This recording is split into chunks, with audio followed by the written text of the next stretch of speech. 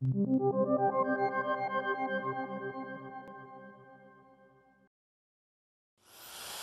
and Holden Company's new diamond abrasive sharpening system features a swivel bracket that can be adjusted to any convenient sharpening angle.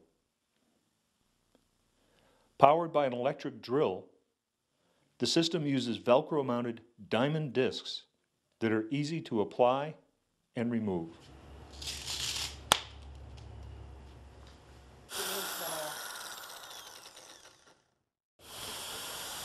Sharpening your carbide tools with diamond discs is easy.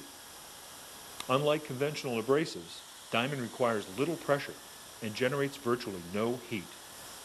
Simply hold the carbide blade at the original factory angle while sharpening. It's important to slightly chamfer all edges and corners to avoid carbide breakage.